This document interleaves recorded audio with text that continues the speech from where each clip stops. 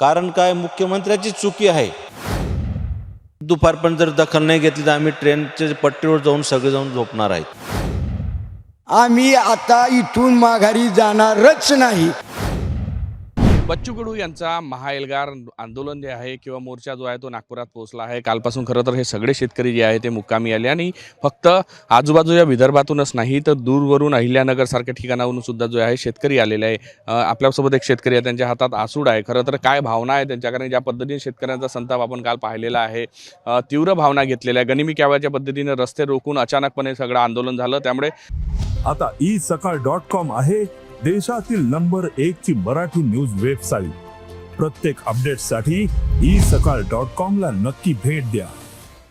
सगळी तारांबळ उडाली। आताही 4-4, 5-5 किलोमीटरच्या रांगा आहे। खरं तर हा हैदराबाद मार्ग आहे, आपण पाहू शकतो। हा बायपास आहे, तो पूर्ण मार्ग रोखून ठेवला आहे। नागपूर वर्धा महामार्ग जो आहे तो पूर्णतः रोखून ठेवलेला, अशी सगळी परिस्थिती आहे। त्यामुळे एकंदर हे सगळे जे आहे रस्ते रोखून ठेवल्यामुळे कुठली अडचण जी आहे ती होत आहे, वाहतूक कोंडी झालेली आहे। मात्र शेतकरी जे आहे ते आपल्या भूमिकेवर ठाम आहे। कुठल्याही परिस्थितीत सातबारा कोरा झाल्याशिवाय आम्ही जाणार नाही अशी भूमिका घेतलेली आहे। काय तुमच्या भावना, कुठून आल्या तुम्ही? सर, आम्ही अहिल्यानगरहून या ठिकाणी हजारो शेतकरी आलेले आहेत आणि आता सकाळी 4 वाजता पुन्हा कमीत कमी 100 ते 150 गाड्यांचा ताफा पॅक लंच घेऊन, जेवण घेऊन त्या ठिकाणी या ठिकाणी येत आहेत। खरं तर शासन जो आहे आणि सरकार जो आहे झोपेचं सोंग घेत आहे। बच्चूभाऊ महाराष्ट्रात जर बघितलं तर 150 सभा घेतल्या आहेत। संविधानिक पद्धतीने बच्चूभाऊने आंदोलन करण्याचं पद्धत म्हणजे शांततेने आमरण उपोषण केलं, 9-9 दिवस उपोषण केलं, पायी यात्रा काढली, त्याच्यानंतर टेंबा आंदोलन केलं। सर्व शेतकऱ्यांनी कमीत कमी 1 लाख पत्रव्यवहार मुख्यमंत्र्यांना पाठवला। कारण काय, मुख्यमंत्र्याची चुकी आहे। एकतर त्यांनी आश्वासन द्यायला नको, विधानसभेच्या वेळेस आश्वासन दिल्यामुळं काय झालं, शेतकऱ्यांनी एकतर वेळेवर पैसा भरला नाही, व्याज दर डबल चक्रवृद्धी व्याज चालू आहे। आता तुमची काय भूमिका आहे? तुम्ही आसूड घेऊन आलेले, काय भूमिका आहे तुमची? खरं तर आसूड यासाठी घेऊन आलेलो आहे आम्ही। आता इथं जर आज दुपारपर्यंत जर दखल नाही घेतली तर आम्ही ट्रेनच्या पट्टीवर जाऊन सगळे जाऊन झोपणार आहेत।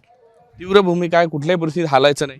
फासावर चढवलं, गोळी जरी मारली शेतकऱ्यांवर किंवा आम्हाला, बच्चूभाऊने स्वतः म्हणले पहिली गोळी बच्चूभाऊवर येणार, नंतर शेतकऱ्यावर। त्याच भूमिकेने आम्ही सर्व शेतकरी आलेलो आहे। खरं तर शेतकरी आक्रमक आहे। तुम्ही कुठून आलेले? अहिल्यानगर, कोळगाव, श्रीगोंदा इथून आले। आमची भूमिका एकच आहे, जी कर्जमाफी कबूल केली होती ती दिली पाहिजे, अन्यथा आम्ही आता इथून माघारी जाणारच नाही अशा ठाम भूमिकेवर आम्ही आलेलो आहोत। सगळं सीधा घेऊन आलेलो आहे, कपडा लत्ता सगळं बरोबर आणले, तेच कपडे धुवून परत घालणारे, पण नागपूर सोडणार नाही आणि देवाभाऊला कर्जमाफी करावाच लागल। माघारी फिरायचं नाही अशी भूमिका आहे। तुम्ही कुठून आलात, काय भूमिका? वर्धेवरून आलेलो होतो आम्ही। आमची हीच भूमिका आहे की जे मुख्यमंत्र्यांनी बोललेले आहेत की 7-12 कोरा कोरा कोरा, हे शेतकरी बोललेले नाही तर जे मुख्यमंत्री बोललेले आहेत 7-12 कोरा करण्याचं, ते मुख्यमंत्र्यांनी आपलं स्वतःचं दिलेलं आश्वासन पूर्ण करावं। त्यांनी पूर्ण केल्याशिवाय आश्वासन इथून शेतकरी हटणार नाही, एवढी आमची शेतकऱ्यांची ठाम भूमिका आहे। आणखी शेतकरी आहे, काय म्हणते आपण त्यांच्याकडून? आम्ही अहिल्यानगर, श्रीगोंदा तालुका, कोळगाव या ठिकाणून आलेलो आहोत। जे बच्चूभाऊंनी आंदोलन केलेलं आहे, हे आंदोलनाला पाठिंबा म्हणून महाराष्ट्रातून भरपूर शेतकरी आलेले आहेत। येण्याचं कारण म्हणजे देवभाऊंनी काय शब्द दिला होता इलेक्शनच्या टायमाला की तुमचा उतारा कोरा करू, कोरा करू।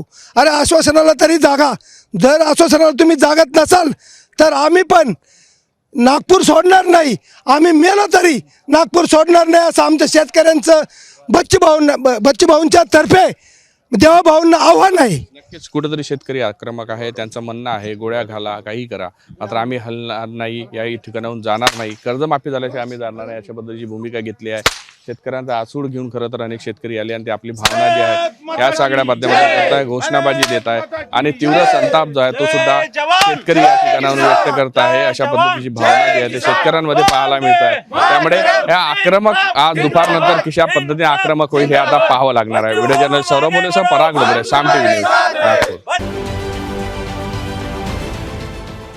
देश विदेशातील प्रत्येक घडामोडींचे लाईव्ह अपडेट मिळवण्यासाठी आता साम टीव्हीच्या सर्व सोशल मीडिया प्लॅटफॉर्मला लाईक, फॉलो आणि सबस्क्राईब करा।